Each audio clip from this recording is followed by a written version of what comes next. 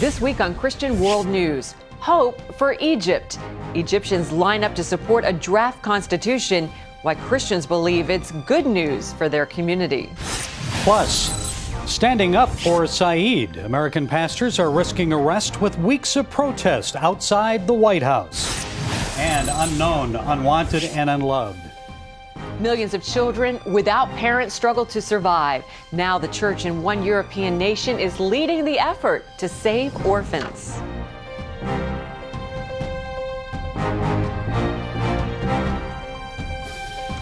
After a year of turmoil, a glimmer of hope for Egypt's Christians. Hello, everyone. I'm Wendy Griffith. And I'm Gary Lane. George Thomas is on assignment. Is it a new day in Egypt? The country's Christians hope so. They turned out in huge numbers to vote for a new constitution this week. The document de-emphasizes the role of Islam and grants greater rights for Egypt's women and religious minorities. Members of Egypt's interim government describe the constitutional referendum as the dawn of a new day for their nation, one full of stability, justice, and free from terrorism. Egyptian Foreign Minister Nabil Fahmy talked to the press after casting his vote. We are laying the building blocks for a new political foundation, he said, one that will lead us to all working together and starting to build Egypt. Many Egyptians are hoping the referendum will propel the country into a new era. But the Muslim Brotherhood called for a boycott of the vote because the new constitution emphasizes secularism. It effectively strips the constitutional changes written by the Brotherhood and approved in a 20-12 vote. This woman, a former mayor, says the new constitution will give power back to the people. I want my ability as an Egyptian to choose. I can choose the army or the police or a civilian. This is my choice. The world always talks about democracy. Let me choose my democracy. The new constitution bans political parties based on religion. It limits the role of Islamic law in legislation, and it gives women equal rights. But some are still bent on destroying Egypt in the interim. Despite tight security, this courthouse north of Cairo was nearly blown off its foundation Tuesday morning. The bombing occurred just yards away from one polling station. No one was killed in the courthouse blast, but at least 5 pro-Morsi demonstrators have reportedly died in clashes with security forces in areas of Upper Egypt. The Muslim Brotherhood, recently labeled a terrorist organization by the government, has called for a vote boycott.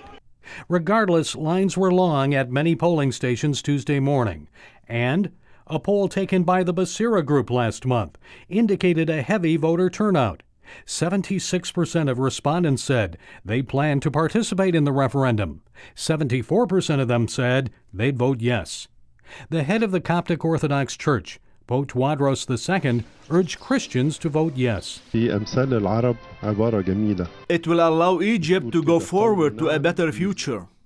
There's a beautiful saying among Arabs, saying yes increases the blessing. That's because the amended constitution guarantees freedom of worship and the building of churches.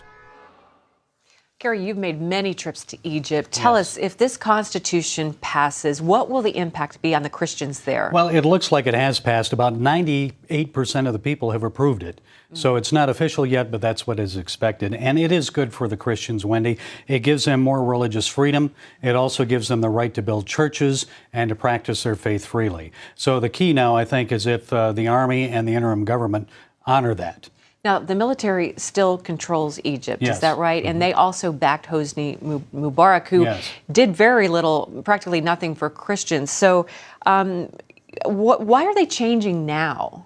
Well, Mubarak often allowed the extremists to attack the Christians for his own benefit, because then the Christians needed the government, they needed the army, they needed him. But now I think there's a realization that this revolution was partially, the Christians were partially responsible for that. If they're to build a stable and secure and prosperous Egypt, they'll need the Christian community, about 10% of the population. Gary, talk about the role of Egypt in the Middle East and why it's so important that it not be ruled by radical Islamists. Wendy, it is the largest Arab country in the Middle East and the most influential, about 85 to 88 million people. And wherever Egypt goes, the rest of the Middle East goes. So right if you have there next to Israel. If you have a stable Egypt, you have a stable Middle East and a stable Israel.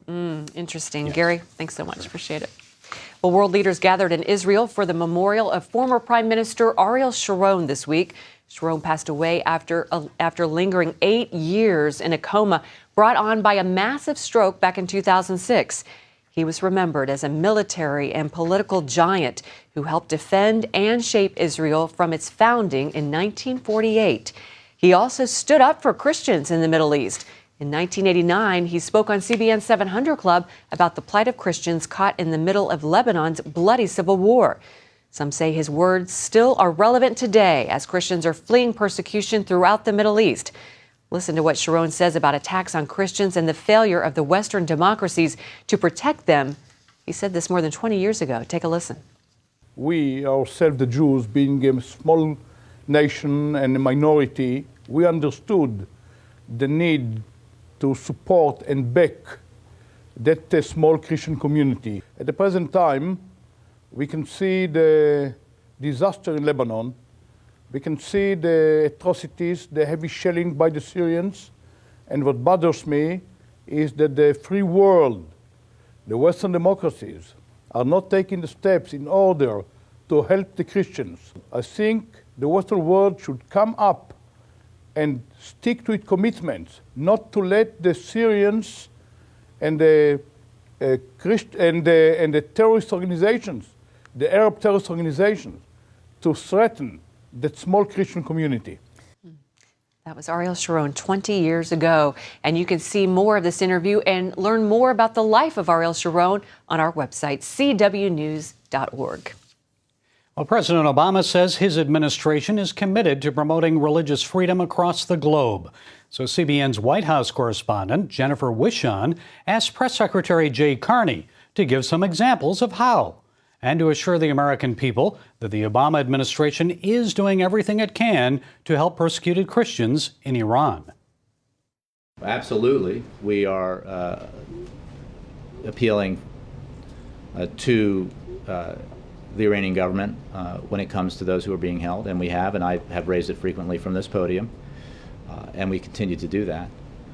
Broadly, we aggressively support religious freedom around the world and make clear our opposition to policies in countries that restrict religious freedom. And that's a broad, comprehensive effort. Despite America's new nuclear deal with Iran, Carney says the administration's posture towards Iran's human rights atrocities and ties to terrorism remains the same.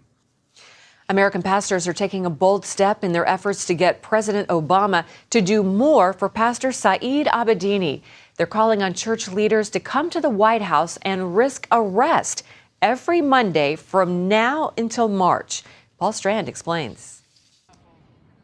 Pastors put their freedom on the line to bring attention to Saeed Abedini, sentenced to 8 years in one of the world's most brutal prisons, while the American president reportedly does nothing to secure his freedom.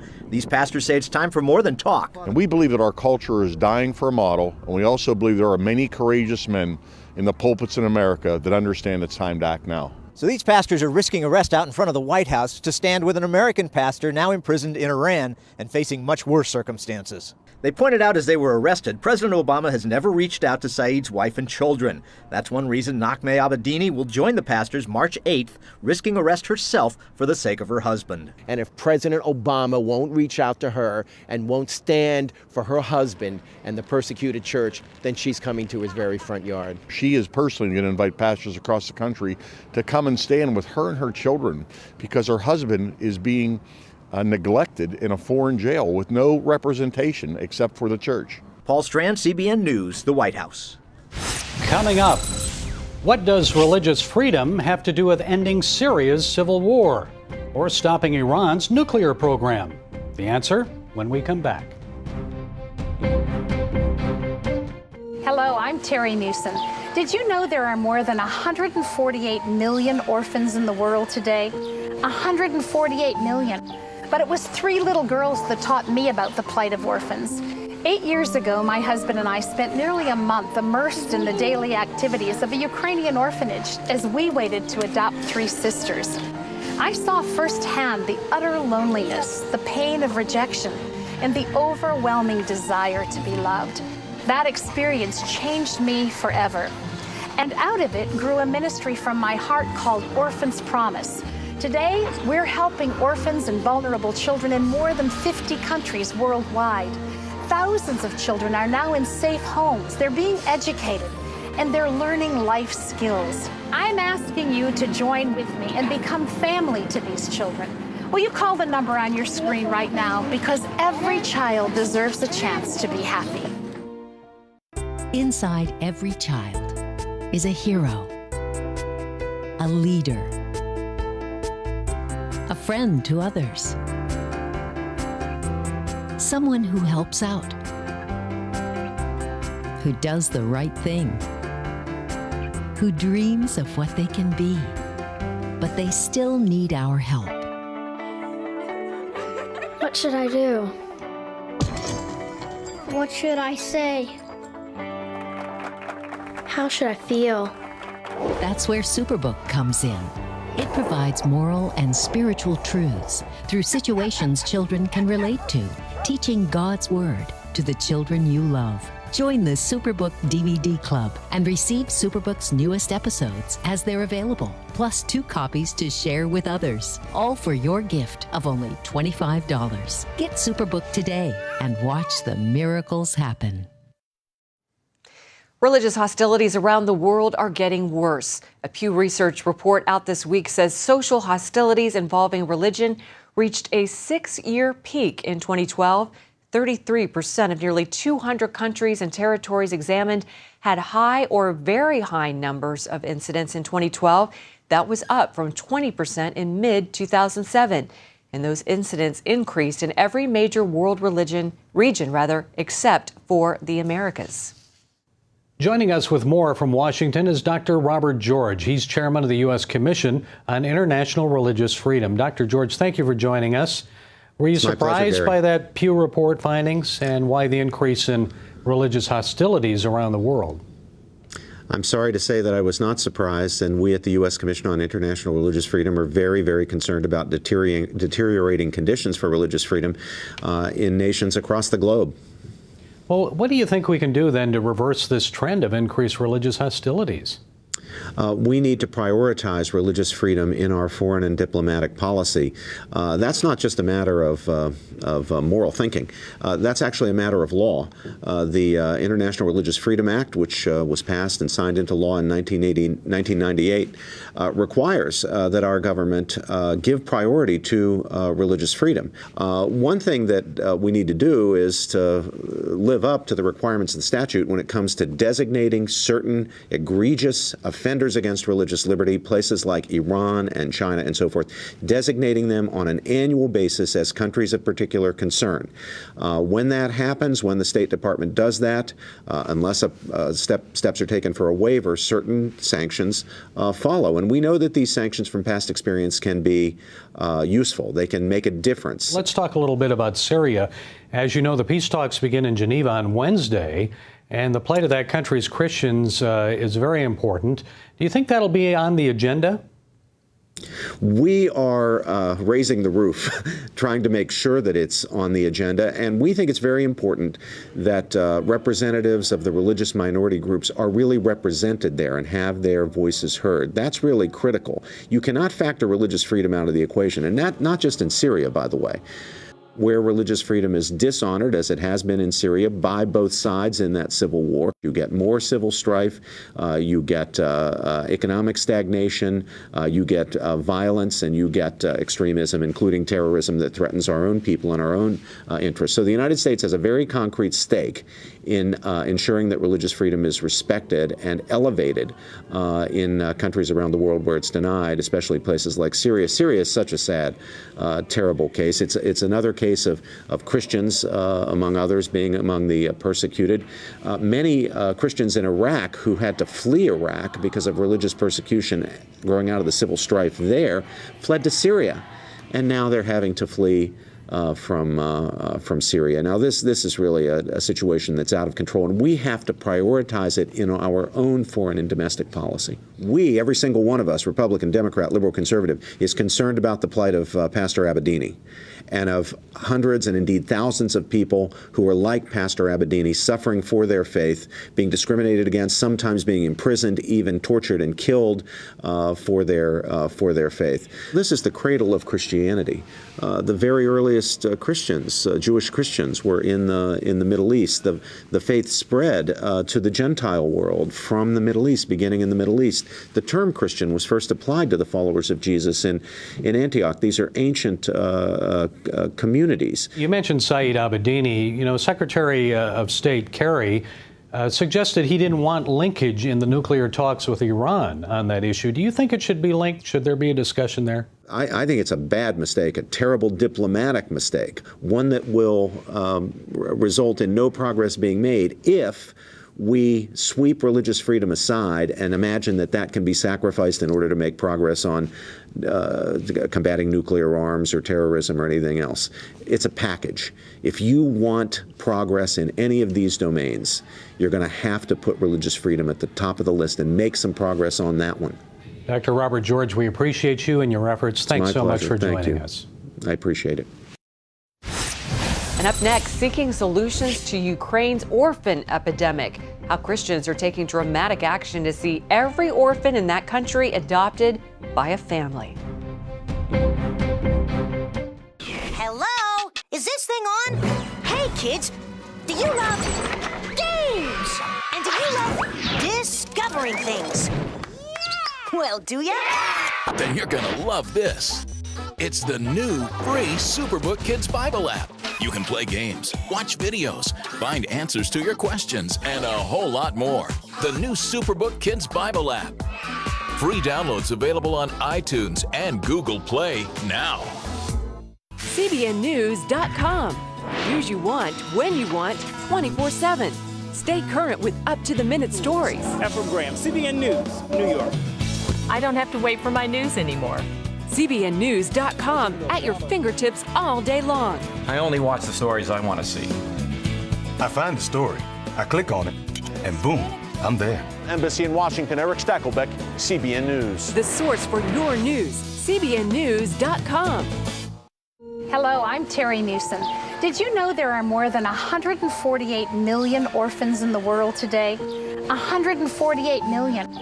But it was 3 little girls that taught me about the plight of orphans.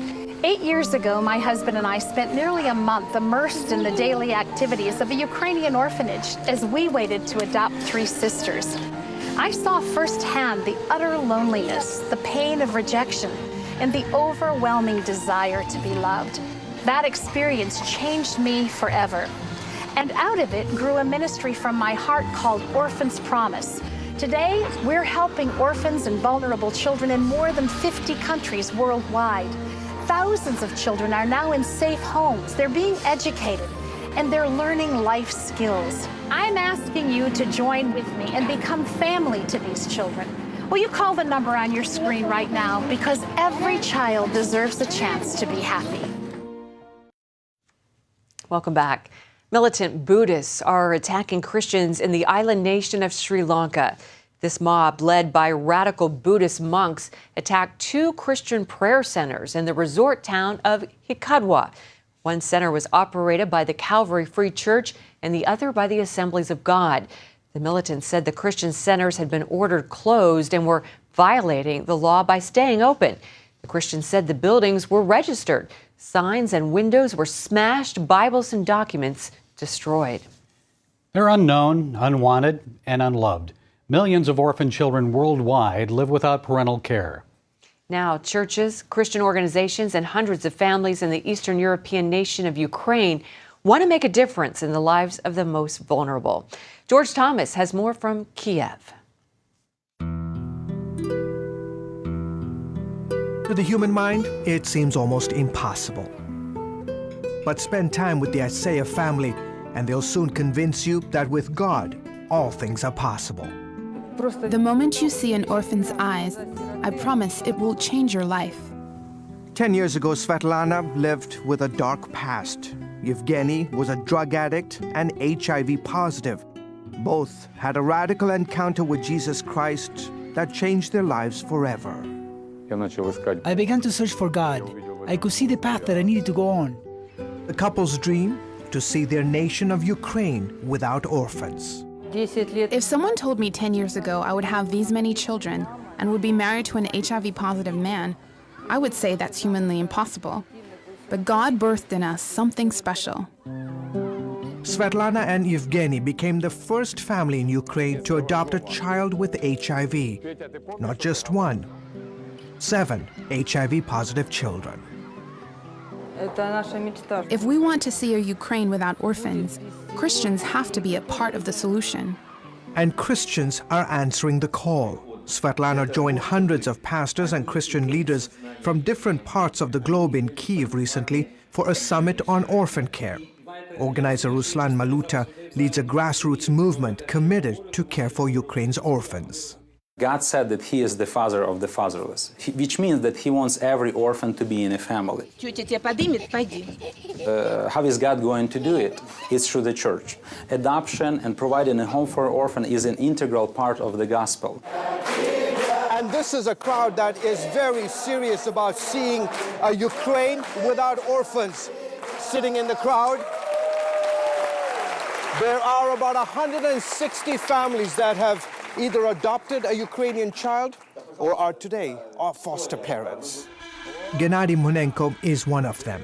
He's a pastor, and along with his wife, they have 31 foster children. Should all families take 31 children in like we did? No. But if this movement is to have a lasting impact, Christian leaders must set the example, and they are. The last few years, God has been moving on the hearts of pastors to lead the charge. Paul Pennington is very encouraged by what he sees happening in Ukraine. The potential here is huge because the church is engaged across denominational lines to be really a model to countries around the world how the church can make a difference for children. Pennington is with Hope for Orphans, a Texas group helping Ukrainian churches with Bible-based orphan ministries. Pennington has 6 children, 5 of whom are adopted. The only way to reach 140 million orphans around the world is through the church, because only the church is big enough, only the church has the power and the mandate to reach that many children in a sustained way. Pastors in Russia, Belarus, Romania, and Moldova have started similar Nation Without Orphans movements. What an honor to be in a West Stafford, president of Compassion International, says he's moved by the pastors' dedication to the vision. They do it with an understanding that God commits to bless orphans and those who do bless orphans. To see an audacious vision that these guys actually are qualified to talk about because they're doing it.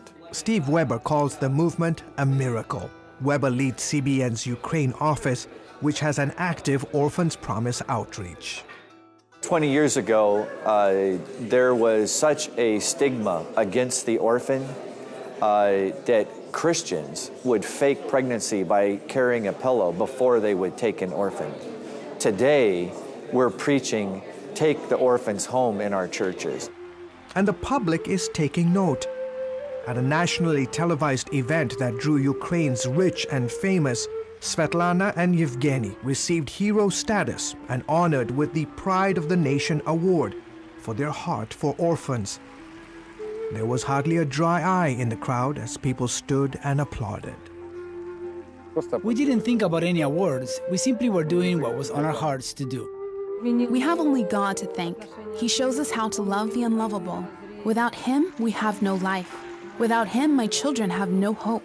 Without Him, the orphans of Ukraine have no hope. George Thomas, CBN News, Kyiv, Ukraine. Give me that. Bye. Sure, life is busy, but I found a way to make a huge difference in people's lives. I guess you could say I'm changing the world right here from home. I bring medical supplies and doctors to people in need, and dig wells so that villagers can have clean and safe water to drink. I make it possible to preach the gospel in over 100 countries, including right here in America.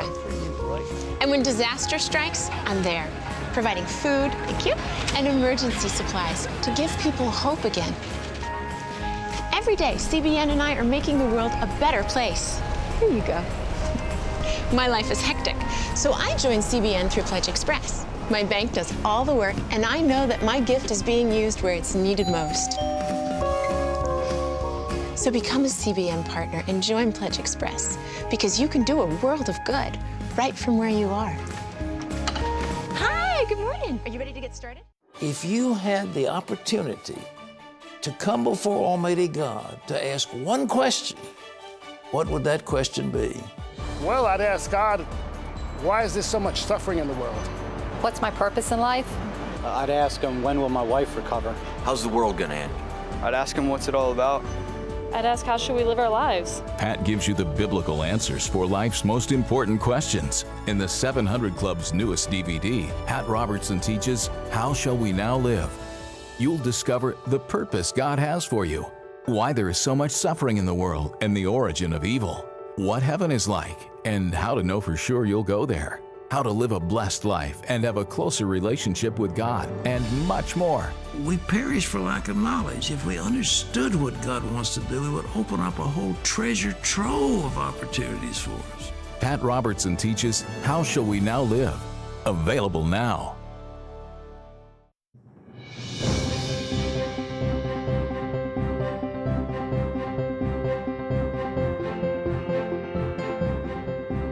Well, finally today in the Philippines, typhoon victims need not only food, water, and shelter, they need emotional, spiritual support as well. They sure do. They've been through so much, and that's why one group of Israeli counselors is there, partnering with CBN to help people cope with the trauma. Lucille Toulousan reports. More than 2 months since Typhoon Haiyan struck the Philippines, survivors like Lorraine Delieva still feel haunted by their near-death experience. The water was rising. My sister and I immediately ran out of the house and swam in the street to higher ground. My sister, who did not know how to swim, held onto a water jug. We were really frightened because the current was so strong. Lorraine and her sister lived in the hard-hit city of Tacloban. Monica still feels the trauma brought about by Haiyan. I still shake and I am afraid every time it rains hard and I hear the strong wind. Aside from attending to the physical and spiritual needs of the victims of Typhoon Haiyan, CBN Disaster Relief has brought in an Israeli team of experts in trauma counseling. And this is to help the people cope with their tragic experiences so that they can move on with their lives. We chose to partner with CBN because you're really willing to give any help that is needed everywhere. Dr. Faris' group helped train various government units, the Red Cross, and several schools. The teaching is very simple. Activate the person, activate yourself, try to stay out of being helplessness. I feel very relaxed now. I will teach this to my family and apply it to my 2 daughters who are most traumatized in trying to save themselves. Thank you so much to the Israeli Relief Coalition and to CBN. You enlightened our minds and you've taught us not to lose hope. Lucille Toulousan, CBN News, Giwan, Samar. Well, thanks for joining us this week. I've really enjoyed being with you, Wendy. It's so nice to have you here. And I was also just going to congratulate Lucille. She got the President's Award this year, and she's just doing a great job for us in the Philippines. So we just were talking about that. Until next week, from all of us here, goodbye and God bless you.